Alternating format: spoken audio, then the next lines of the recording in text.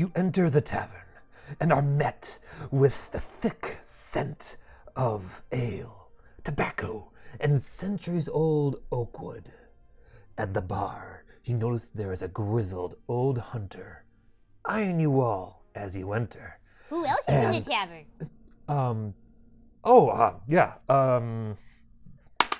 There are five random patrons scattered about the place, all doing their best to ignore that hunt. Tell me more. Well, they have faces, and some are humans, dwarves, and elves? Elves? I go talk to the elves. Okay, sure.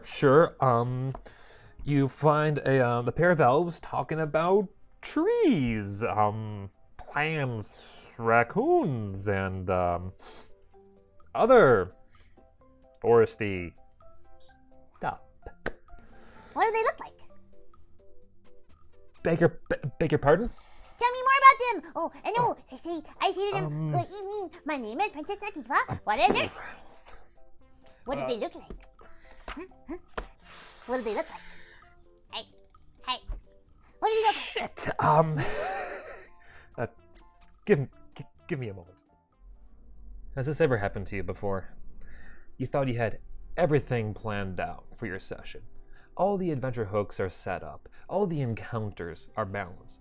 And the grand entrance of your big villain is just right around the corner. And then your players elect to go entirely out of left field and throwing everything into disarray. You okay over there? Oh, totally. I'm just rolling dice and stuff. Well, it used to happen to me a lot too. And I struggled for the longest time to find something that just felt, well, natural to keep the flow of my stories going. That is until I found this.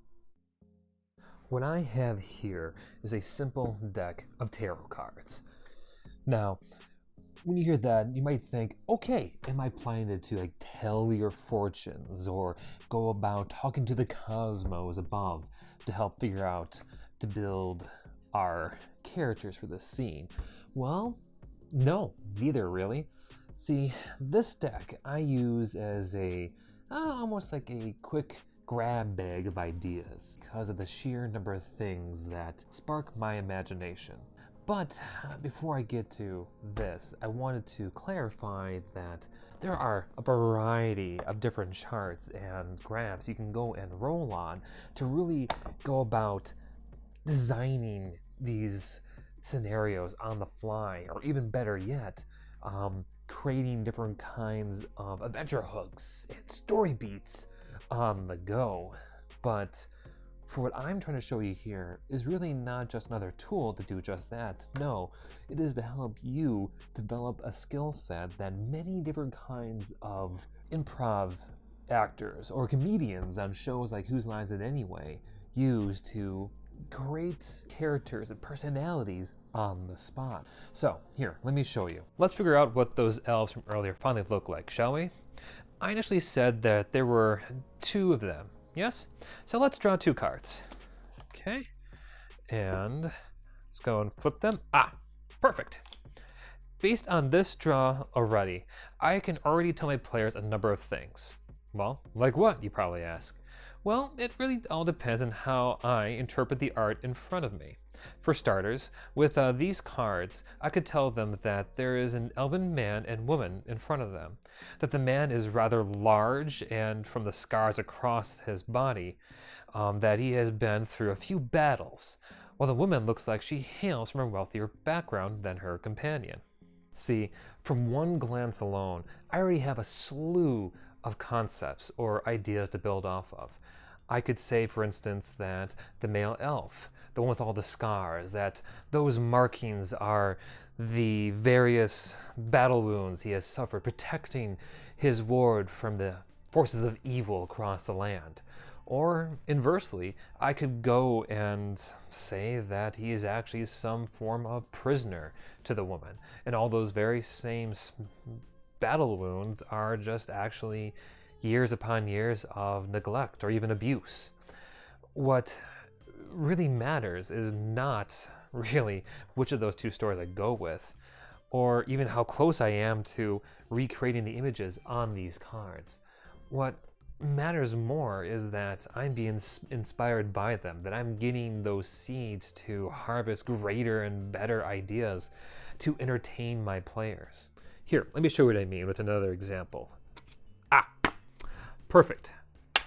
The first card I flipped here is from one of the greatest detectives of all time, Mr. Sherlock Holmes. With a card like this, I could choose a multitude of things to go off of. Things like, the fact that his personality is one of inquisitiveness, intelligence, the fact that he's respected by various people in high society, and so on and so forth. There's almost too many to go with, right? Well, I would really just go and focus on the very first thing that comes to mind and run with just that. In this case, I would tell my players that they're in the presence of a grand and respected investigator.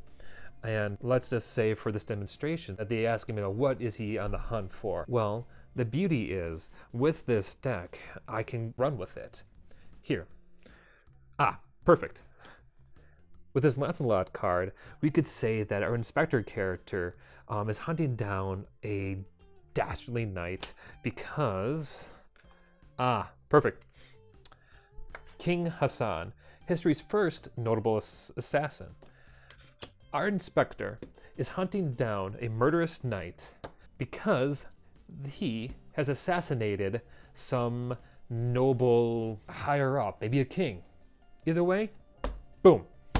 3 cards. I was able to create a character filled with intrigue at their own personal adventure hooks, all with just 1, 2, 3 cards. I think my favorite part about using this technique is that you really don't need a tarot deck to pull it off. No. As you probably have all gathered by now, the real magic here is not these cards. No, it's rather the images on them. So really, as long as you're using a deck that you relate really well to, you can use almost just about anything. So go break out those old Pokemon cards. Go and buy a few Magic cards online. As long as whatever deck you are using contains characters, locations, what have you, that you relate to or have past experiences with, then you're set.